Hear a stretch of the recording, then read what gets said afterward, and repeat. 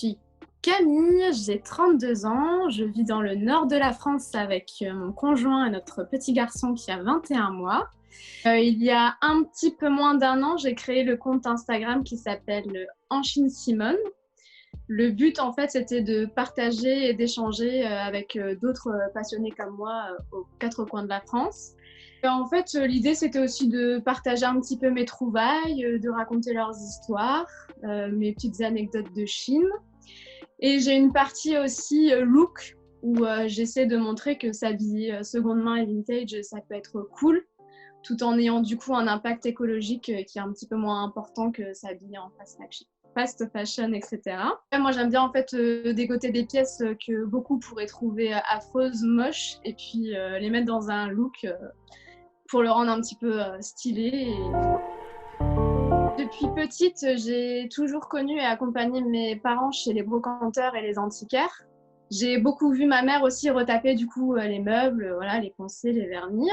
Pour les vides-greniers, je suis assez familière aussi de l'ambiance parce que plusieurs fois par an, ma mère, elle participait à des vides-greniers, mais en tant que vendeuse, en fait. Donc moi, j'ai passé des week-ends et des journées entières à jouer à la marchande. Mais pour être tout à fait honnête, le passage de vendeuse à acheteuse, notamment pour les fringues, ça n'a pas été facile tout de suite. J'y allais un petit peu à reculons. En fait, j'avais un a priori par rapport aux vêtements de seconde main. J'ai vraiment eu le déclic et je suis devenue chineuse compulsive quand j'ai rencontré mon conjoint il y a 7 ans maintenant. Parce que dans sa famille, c'est une institution d'aller chiner. Sa mère et sa grand-mère, elles parcourent des kilomètres les week-ends et elles reviennent avec des sacs pleins. Et c'est vraiment à ce moment-là en fait que j'ai chopé le virus et que depuis ça m'a plus quittée. Et maintenant je suis foutue. Numéro 1, je dirais que c'est les vide-greniers parce que j'aime beaucoup l'ambiance, le fait de pouvoir discuter avec les vendeurs aussi. C'est vrai qu'il y a des échanges qui sont sympas. Je dirais aussi que la diversité, la variété des objets fait que en fait, tout le monde peut y trouver son compte. Ensuite, je dirais que pour la saison hivernale, du coup, quand il n'y a plus les vides-greniers, moi j'aime bien aller dans les Emmaüs et dans les ressourceries. Et en plus, c'est cool parce que ça permet de faire des achats solidaires aussi, qui aident ces associations.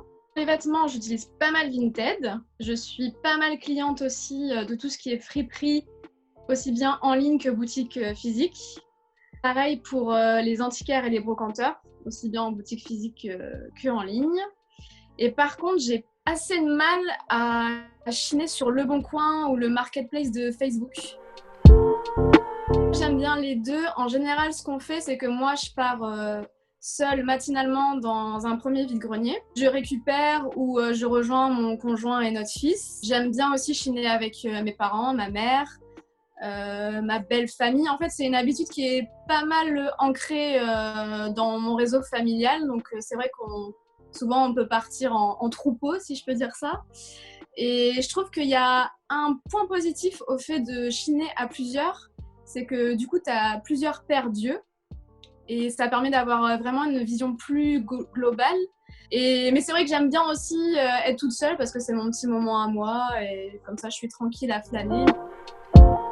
De tout, aussi bien des meubles, de la déco, de la vaisselle. Je chine pour moi, pour mon fils. Mon conjoint, lui, il va être plus intéressé par tout ce qui est vinyle, les livres et les appareils photo qu'on voit derrière, anciens. Mais moi, j'ai une grosse préférence, mon péché mignon, c'est les vêtements. Je ne sais pas résister devant une pièce que je trouve sympa, qui est jolie. C'est notre ventilateur Calor, mint, couleur mint. On était en vide-grenier dans le sud justement avec mon conjoint et je l'avais vu en dessous d'une table.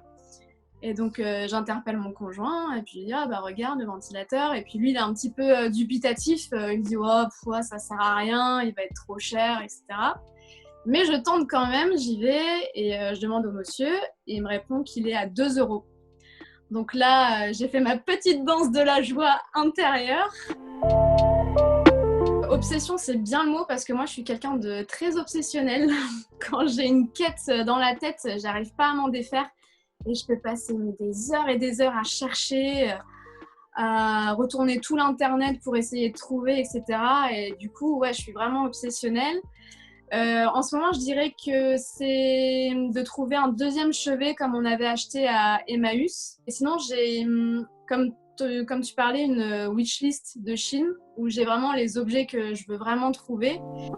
Je dirais que j'en ai deux. Le premier, c'est que moi, c'est vrai que j'ai tendance à être trop emballée et je me laisse trop porter par l'excitation et j'oublie parfois de regarder un petit peu en détail l'état de l'objet, etc. Donc, mon conseil, ce serait de vraiment bien regarder si ce qu'on achète est en bon état, s'il va marcher. Et le deuxième conseil, je dirais que c'est quand un objet nous plaît, c'est de ne pas hésiter trop longtemps.